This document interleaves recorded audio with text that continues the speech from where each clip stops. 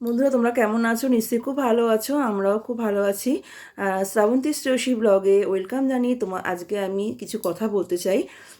সেটা হচ্ছে যে আমি এলবি করি, ঠিক আছে? এলবি করতে এবার টাইমটা তোমাদের বলে দেবো। সেই টাইমটা হচ্ছে যে আমি রাত্রিবেলা 11:30 থেকে আমি এলবি করি, ঠিক আছে? 11:30 থেকে আমি স্টার্ট করি এবং সেটা আমি 3টে 3:30 অবধি আমি এলবিটা করি, ঠিক আছে? আর দুপুরবেলাটা এলবি করি, সেটা হচ্ছে 3টে থেকে আমি স্টার্ট করি। 3টে থেকে আমি 6:30 অবধি এলবিটা করব। ঠিক আছে বন্ধুরা, তোমাদের সবাইকে নিমন্ত্রণ রইল। মানে তোমরা সবাই আসবে আর কি, ওই টাইমটা তোমরা সবাই চেষ্টা করবে আমার এলবিতে আসার জন্য। আমি তোমরা যারা আমার এলবিতে আসবে, আমিও চেষ্টা করব তোমাদের এলবিতে যাওয়ার চেষ্টা করব আমি। বাদবাকি যারা আসবেন না তাদের এলবিতে আমি পরে যাব, দরকার হলে দেরি করে যাব, কিন্তু তোমাদের এলবিটা আমি সবসময় লিখে রাখবো। যারা আমার এলবিতে আসবে আমি তাদের এলবিতে অবশ্যই যাব, ঠিক আছে? এটা আমি তোমাদের বললাম।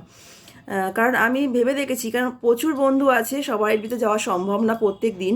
কিন্তু আমার এলবিতে যারা আসবে, আমার এলবিতে যারা আসবে এবং থাকবে কিছুক্ষণ, কিছু না হলেও বন্ধুরা একটা জিনিস জানো, সবসময় জেনে রাখবে, 30 মিনিট তো থাকতেই হবে, ঠিক আছে?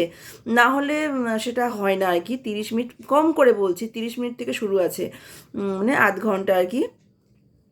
আধ ঘন্টা কমসে কম সবার এলবিতে গিয়ে একটু ওয়েট করা উচিত। আর সেই সময়টা অন্য কোনো এলবিতে যাওয়া ঠিক না, মানে একটা এলবিতে আসার পরে আরেকটা এলবিতে কিন্তু যাওয়া ঠিক না, ঠিক আছে? এটা আর কি বলার কথা। আমার এলবিতে যারা যারা আসবে আমি চেষ্টা করব তাদের এলবিতে প্রত্যেক দিন টাইম করে, আমি প্রত্যেক দিন যে যে যেরকম টাইমে করে আমি সেই টাইমে তাদের এলবিতে আমি ঢুকবো।